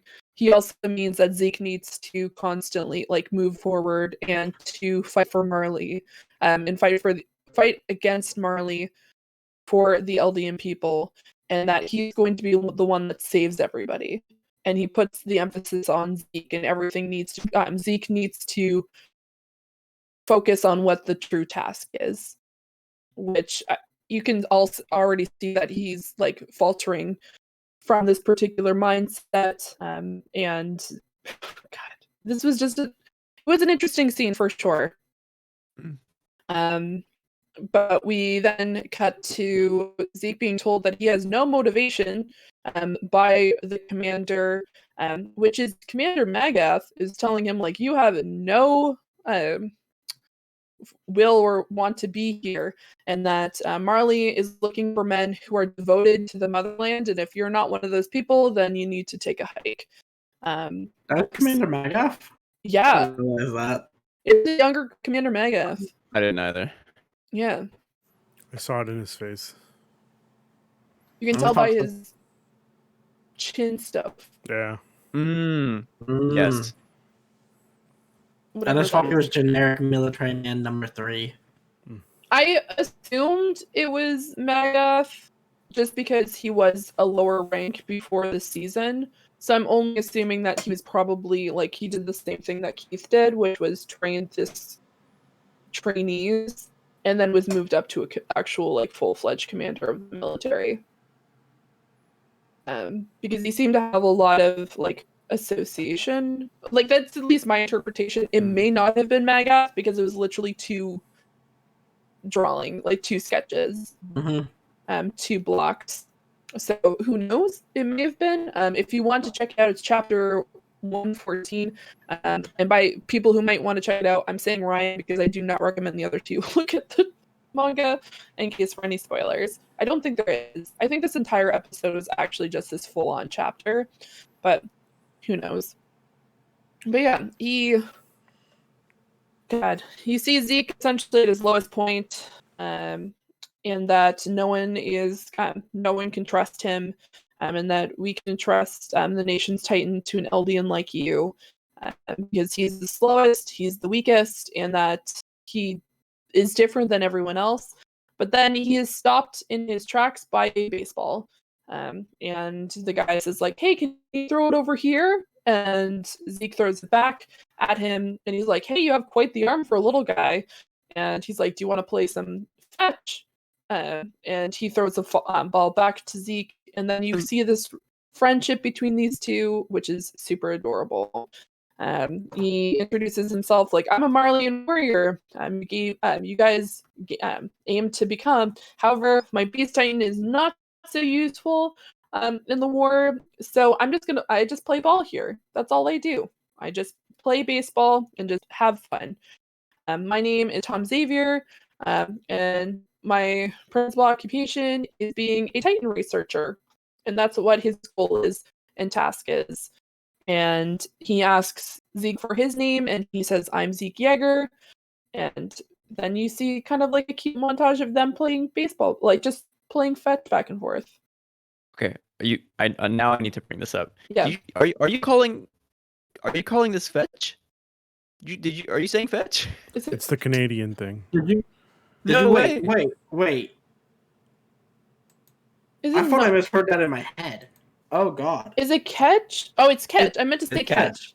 Yeah. I meant to say catch. You know what? It's catchy. I mean, the first time he Yeah. picked up the ball was fetch because he picked up the ball. Fetches with an animal. Well, one I is mean, a beast. He's a beast. What's a beast? Well, yeah, that's what I was gonna say. We are I talking wish about I wish Zeke here. Zeke would yell "Unleash the Beast" every time he transformed. That would be awesome. I would enjoy Beast the shit mode out of that. activate. That would be awesome. Unleash the beast. Oh my god. You know what I would like? I would like it for him to say "unleash the," and then when he transforms into the Beast Titan, he says "beast." Oh boy. Oh god. I hate this and love this at the same time. Mm. Oh god. So he is super excited. He's home a little bit late. And he says, like, "I know I've been a little bit late, but I have something to tell you." But then he notices that the door is shut. And then overhears a conversation with Grease, who is actually is it Falco's uncle? Yes. Yes. Okay. So it's Falco's uncle is in the room. Yeah, there you go, Christian. Shocker. Yeah. So yeah, Grease is in the room talking about the fact that like your plan might not work, because he's heard rumors of how Zeke is doing, but Gresha says like, "No, my son knows that what he needs to do, and that he needs to become a Titan because they need to find a way to get there, but they should the owl should do more." Grease says, "Well, he has a say, but he doesn't have any influence on who gets chosen as the Beast Titan." Mhm. So Zeke has to overhear this entire conversation of them going back and forth about the fact that they might miss this opportunity, and that everything is riding on Zeke and him becoming the Beast Titan. And that if he doesn't get that opportunity, then they'll miss out, and it's going to be 100 more years before they're able to do something like this. Which is probably referring to the fact that he is a descendant of royal blood, and that he would get the Beast Titan, and then obviously, as we all know, need to find the Founding Titan, and that's his role. But unfortunately, he is caught because he makes a slight movement, And he says like, hey, I'm sorry, like I was over listening to you guys, but like and they're like, if it's you, we can do it because it's you're our child. And so they're like really putting a lot of pressure on Zeke's shoulders. I'm just saying that because I feel like that's really emphasized through this entire not chapter, but this entire episode, that everything is riding on Zeke, and that Zeke is constantly reminded that he needs to do this. So Zeke tries to put in his best by going back and says like, I need to do this to compensate for Eldia's sins by showing my loyalty to Marley. Please let me participate in the public training. And so little Zeke with his little backpack and his little gun, well, actually his massive rifle. Normal gun, yeah. Yeah, his normal gun. I'm like, wait a second, it's not a small it's not even a small backpack. It's a huge backpack with like what is it? A sleeping bag and then his gun. And he's trying his best to run over these hills, but he's kind of being shame looked at by his parents. As they kind of just shake their head. Gresha just is like upset about what's happening and then walk away. And as he tears up as he watches his family turn their backs on him, he gets told that he needs to like continue moving, but you see a little bit of remorse in Tom's eyes, which is Xavier. And that night he hears his dad talk about the fact that this is bullshit and that he is a weakling and that he's not going to fulfill their task and goal. And by no means that he's going to become a warrior. If we don't come up with a new plan, like we need to come up with a new plan. So at this point, Zeke feels like he's failing his entire family and that nothing's going right and that there's nothing else that he could do. So he then we cut to next day, he's playing catch with, my goodness, Tom? Yes, Tom. Mm-hmm. Yeah, you know what? Names are hard, guys. There's a lot of people. Oh, there's so many people in the show. There's so many people. Okay, I'm happy I'm not the only one where I'm just like, oh god, like. Oh, I'm just like, oh, it's that dude. I Can I remember be honest? him. Sometimes you'll name drop someone and I'll open up a separate tab and I'll Google them just so because I need to remember what they look like. I also do that. When she's calling back like a character that we saw in like season 1 or season 2, and I'm like, who the fuck is that? Sorry. I don't remember who Sasha is. Just kidding. Damn. Just kidding. Just kidding. I need a 15-minute like mental breakdown break for that comment. Every time Sasha gets mentioned, we need a 15-minute break. Oh my god. Oh, I can't. Okay. Whew. As I get really upset. Yeah. God. Frickin' Tom knows how to set up the scene where he says, like, you were quite the best the other day, kid. Like, I'm like, what a dick. He's like, that's not something you should be laughing about. Like, at this point, I'm being made into, like, essentially a handyman, and I need to do everyone's, like, shit work at this point, because of it. And he's like, honestly, you don't seem like you really want to be a warrior. And he's like, it's because I had to. Even so, it was absolutely hopeless that I tried in the first place. And he's like, no wonder. Like, doing something that's going to shorten your lifespan, evading countries, killing people for the sake of Marley is stupid, and you cannot keep tagging along, right? And he's like, well, no, I need to do this, Mr. Xavier. Like you're a warrior. And he's like, yeah, but doesn't mean I want to be one. Like, that's, he says, like, my role is completely different. Like, because I want to know the mysteries of the Titan. That's all that he wants to do. Like, he's a researcher for a reason. He's not a fighter. He wants to put in the research and figure out Ymir and the backstory and trying to figure out where everything has come to task. My goodness. Yeah, it's no big deal. It's stupid for you to become a warrior. And honestly, it doesn't make any sense. He realizes it doesn't make any sense for Zeke to be a warrior or even a Titan. Everything started with the founder Ymir touched something to shorten their life through the Titan memories. And he kind of puts a bunch of like pieces together that we already knew, like things such as like the paths and why everything is specifically going this way. And why is everyone connected in some way, shape, or form? And I want to know what happened 2,000 years ago. But yeah, he seems like really like down to earth and really friendly. And like he tries to cheer him up and says like, because like we're unusual, like we're different than everyone else, and that's okay. And tries to be. What's up? He has like an actual relationship with like Zeke, who's like he's talking to Zeke as a person and not as a warrior, which is how Grisha sees his own son, which is like tragic, like how Ryan mentioned. But like Yeah, for sure, yeah. this was what he needed. Mhm. And He as needed a buddy. he needed a buddy. He honestly he needed a dad. Like he doesn't have it. Like he had like a person who was like telling him what to do. And Daddy issues, the series. yeah, that's a whole other thing. God, yeah, my goodness, yeah. This is where everything went to hell in a handbasket, and I'm realizing that I read my notes out of order, but that's fine. As we notice that Zeke overhears that there's Jaegerists. I'm not Jaegerists. My apologies. Eldian sympathizers and that restorationists. My absolute apologies on that. So they are currently working, and they might be a part of the actual military themselves, and that they're trying to figure out who it is, and that whoever it is, they're going to be sent obviously to Parody.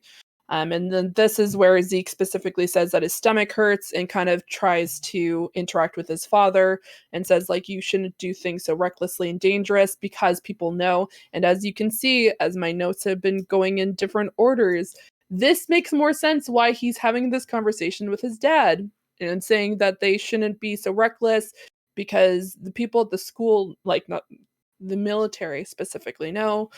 And that he goes on and tries to talk them, like he tries to be reasonable, but unfortunately Grisha already is set in stone that they need to do this and that they need to save the Eldian people and that he's their particular key. And then unfortunately after that particular fiasco and a half, you see Zeke crying by himself, and Tom finds him and asks him like what's wrong, and then he explains everything, absolutely everything to him, and tells him that his families are restorationists and that what his family's plans are, including him trying to inherit one of the Titans. And he, like, you can tell that Tom just does not want this for him. And that's why he tells him, like, you need to turn your parents in. You need to do this not only for like yourself, but for your grandparents, and that this is the best way because they did not love you. They're specifically using you for their own intentions. And I think he took this particular step because he knows that there's different ways that this situation can be handled, and that this is the only way for, in some way, Tom finding out that he like has Zeke as a future-proof plan to be able to continue his legacy, but also because, as we learn later on, he sees a bit of his son in Zeke, and so he doesn't want Zeke to be sent over to Paradis. So he convinces Zeke to turn in his parents, which then cuts us to the memorable scene from season 3 where Zeke is pointing at his parents and saying that they're the restorationists, and then they get shipped off. And as his parents are getting shipped away, he's getting essentially held by the shoulder by Tom and kind of like comforting him in this situation. And saying that he's a good and smart kid and that he'll be okay. Sad face. Yeah, and we cut to him being older. Congratulations, Zeke, you grew up. He's like a teen at this point, right? Yes, he's a teen. Okay. Yeah, he's, I think, 15 or 16 at this point, if I can do math correctly. Either way, he's older. Shrug. Yeah, he looks a lot older than the last time we saw him, but he's now very, very efficient with throwing baseballs. And Oh yeah. even Tom tells him that he needs to kind of be a little bit more gentle with him, and then realizing that he's like meeting the end of his time. And at this point, we get to see the old gang. We get to see Annie, Berthold, Pick, and all the little guys walking. Like it's a very short scene as you see them walk by. But it was kind of nice to see them again, and I forgot they were a part of this timeline because it's been a lot, guys. Yeah. It's been a heck of a lot. And Tom says, like, while I couldn't have become an old man, like I've been able to devote my life to research, and that's all I wanted to do. And that it seems like I'm going to be able to present my research at last. And then when Zeke specifically mentions, like, oh, what was your research about? He says, like, the different effects the founding titan has on Ymir's descendants. And they talk about like what this can specifically be used for, which I'm going to cut this very long conversation into one, which is they're realizing that their next plan and what they can do is if Zeke gets access to the founding titan, that they can do the oh god, essentially they're going to stop everyone who is a descendant from Ymir from having the ability to reproduce. So at this point, it's not they're not going to kill them off completely.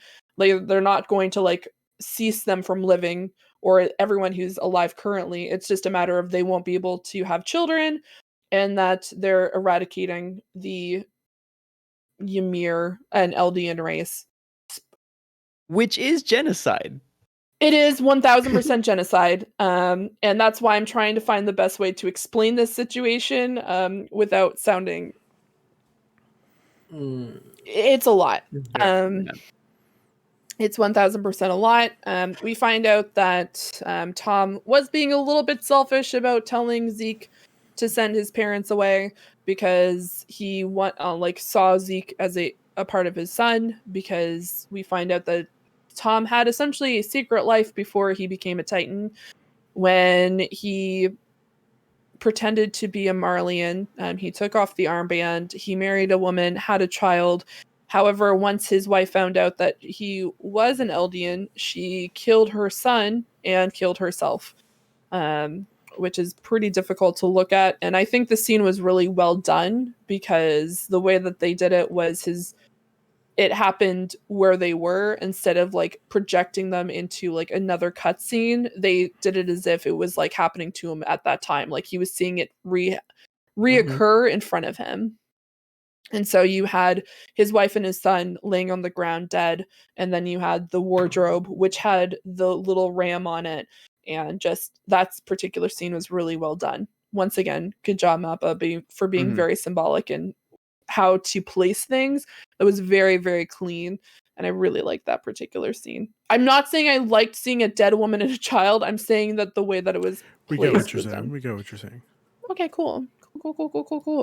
So yeah, they're going to euthanize. Oh, I was waiting for it. Yeah, like when are we gonna get to that word? Yeah, euthanasia. They're going to take out the Eldians by not allowing them to have children, and that they'll just slowly dissipate. It's a whole thing. But yeah, it is a very touching moment between my goodness, Tom and Zeke, because it's essentially one, a very difficult scene to get through. Two, it's them kind of like solidifying why they work together in the first place and what their roles were with each other and just what they need to do next. So we see them standing I'm not sure why they're standing on the wall, like their backs pressed against the wall and having this conversation this way.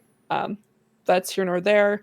And that Tom provides more information, such as like the renunciation vow that the king of Paradis made to not allow the people of Paradis to, one, remember, two, to actually cause a fight, and to essentially stop them from being able to continue, and that this was an order sealed away for and it sealed away the founding titan in Paradis, so no more trouble could be caused.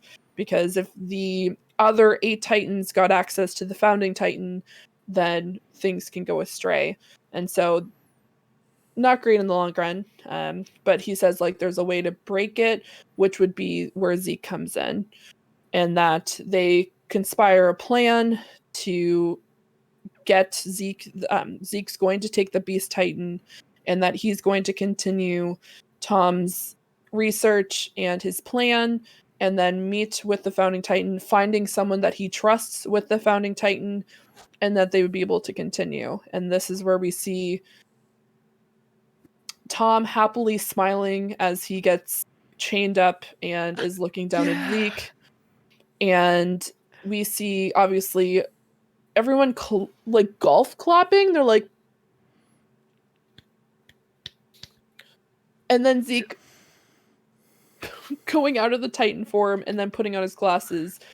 And then, oh God. So Tom had influence, right, to pick Zeke as his. Okay. Yeah. That's why when, like, at the beginning of season 4, we saw Zeke with, why do I not remember his name? Colt? Falco's brother? Yeah. Yeah, Colt. Colt. Yeah, Colt. Okay, cool. That's why he had Colt around, because Colt was his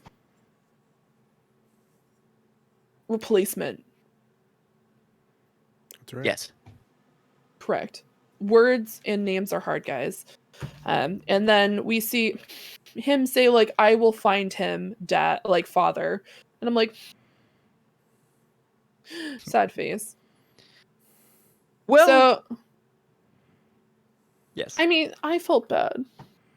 Yeah, but then it's like the whole euthanization thing is like. Oh, 1000%. Yeah. I felt bad about that. I felt bad that Zeke lost his father figure. Mm. I'm not on board with euthanasia. I'm not okay with this. Or genocide. Or genocide. Having a father figure, fantastic. Genocide, euthanasia, nah, Yeah, not so much. Not too sure about that one. correct. Yeah, then we cut to later on where we get to see, we have Berthold actually talking. This is first time in his season, which was really nice to hear his voice actor again, talking about the fact that Eren is the one who's holding the founding titan, and that there was more information in the basement. And they talk about the basement in Shiganshina, and they're kind of talking about like Eren's dad a little bit, and he's just like, have you heard anything about like Eren's father at all? And Berthold says, well, like, I remember, right, he's currently missing, and we heard that he's a doctor. And you just see Zeke go from like normal Zeke to being like this. Was his first name Grisha? Grisha. Yeah. Yeah. It's not good. Grisha. And so he puts 2 and 2 together. You would assume that he would have put 2 and 2 together when he found out that Eren's last name was Jaeger. But we're here. It We're could be here. a common name. It could be a common name. Yeah. You know what? It's Okay. like it's like Joe Smith. Yeah. You know what? You guys Yeah, are it's right. not bad now if the last name is Smith here. Oh, dang, yeah. that's right. Yeah. Well, you see? Yeah. You related to Joe, or? It's It could valid. God, what a time. So he has an inner monologue with himself talking about the fact that obviously him and Eren are the same because they were both brainwashed by him, and that they need to get together and that they need to find each other because that means that you're suffering just like I am. And so we get to see the scene where Eren and Zeke get to hang out as 2 bros, just leaning up against a wall, having a conversation. Bros. Yeah. Bros meet bros. And we oh god. They have a conversation about what Zeke's plans are, which is to, we already know what he wants to do. The thing. He wants to do the thing. And he asks Eren if he's going to be a part of it. And Eren has essentially a monologue about the fact that he realizes that his father was wrong and that he was wrong, but there are definitely truths in what he was taught, but he will join with Zeke. And so Zeke's like, man, I wish we could have had a handshake, but this is not the right time to do that. So let's just go play fetch instead. Yeah, which, guess what? Back in episode 4 or 5, when he was sitting on the bench with Falco, he has a ball and mitt right beside him. Just Yes, sir. saying. Yeah. No, I thought about that immediately. Yeah. I was just like, I remember. I mentioned the fact it's going to come up later, and this is when it came up. The second to last episode of the season. But yeah, that is the conversation between those two. Goodness gracious, he is not having a good time because we cut to him back on the cart with His best with boy. Levi, Yeah, his best boy Levi. mumbling right. about euthanasia. This is how the episode ends. That's right. And Levi's like, "Are you are you saying like euthanasia or something? Like, what the fuck are you talking about?" And he's just like, "You're gonna end up dying inside someone's stinky Titan mouth. So like, while you're hearing the sound of your own body getting chewed up by whatever you're mumbling right now." But Zeke says like, "I saved them. I saved the lives of the children from this cruel world, and that." Essentially his comrades, he killed them to make sure that no children would be like they wouldn't have been able to bear children and to continue. Man, Attack on Titan, you get spicy, and this is definitely a spicy conversation, and talking about once again euthanasia, and Levi points out like, oh, looks like your legs are grown back, may as well deal with that one.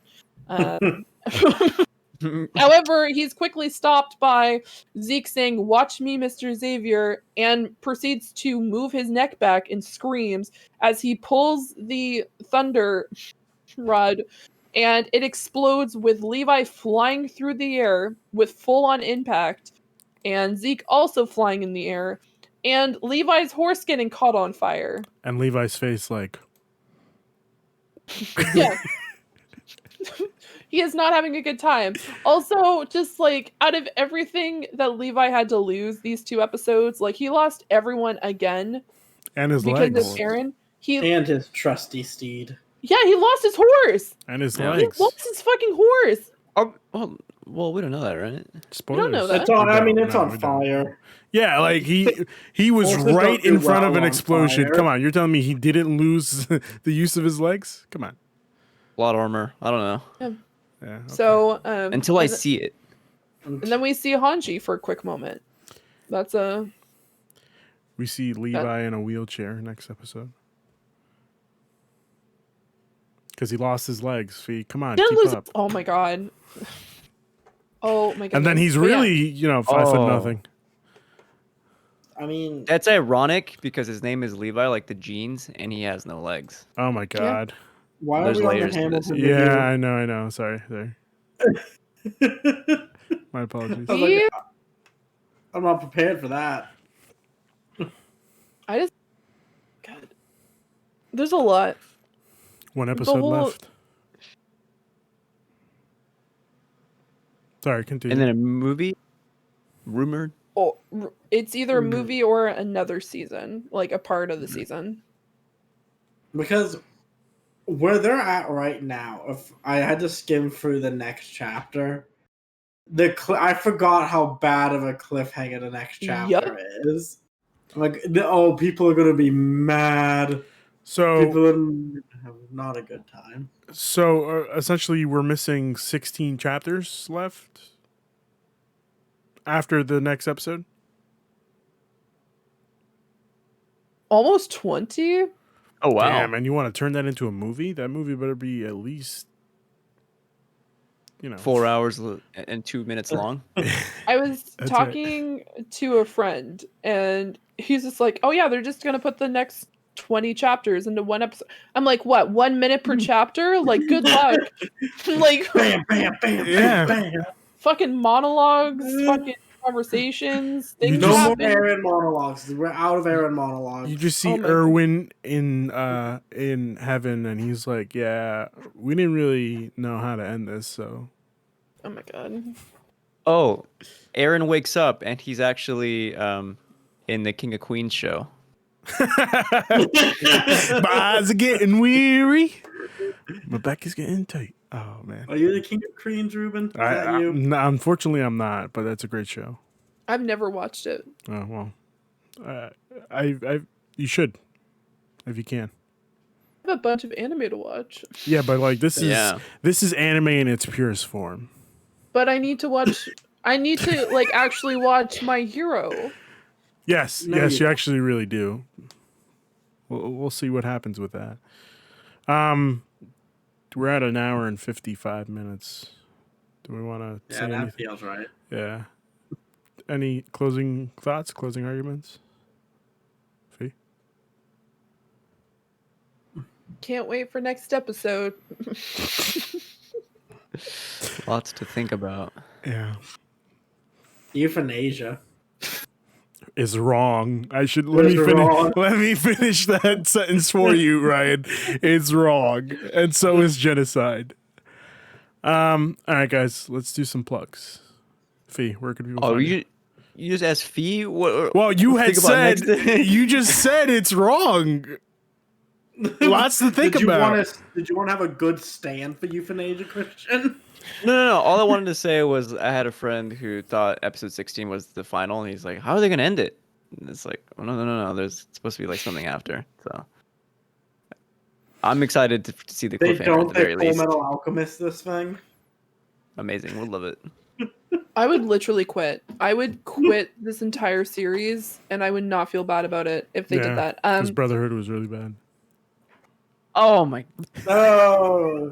Okay, so I'm gonna plug, I guess. Hi, my name is Fiona. Hi, Fiona. I keep on closing the browser, and I'm just gonna keep it this lighting. So hi, I am on Twitch and Twitter at Zuranix, Zuranix, but Z if you're American. I am going to be streaming games this week on my new computer. And I also am a part of. I co-host a podcast called Point in Progress, where we talk about all things nerdy. And it is a lot of fun. It's a little bit crazy, and we talked about Star Wars this week for a long, extensive amount of time. And you can find us over at youtube.com/pointinprogress. Nice. Christian, where could people find you? You can find me on Twitter at ISOChristian. I'm usually tweeting about my Twitch stuff that goes down. Sometimes we play games with like Among Us with the Penultimate Conquest community. That's right. You should stick around for the next episode of the Cross Media Show next week for Attack on Titan because I might be debuting some new hair. Oh, that's right. You will see It's the guy. And why are you debuting some new hair? because we reached Twitch affiliate recently. And it's been a lot of fun. All thanks to you guys. Woo! I love you. So yeah, Congratulations. thank you. No problem. Ryan, where could people find you? People can find me at RyanTheLion3055 on Twitter. Or on this channel tomorrow night, hosting Anime Nation with two of the lovely people in this chat. Sorry, hold on. Let me turn off my camera. I'll fix it. So that way I'm not in the shot. There you go. There we go. Look like this. There you go. Oh my That- god. Christian, you're on the episode too? I am. Yeah. Oh, but you don't see Christian. Oh, this is awkward. I'm sorry. Hold on. Let me fix that.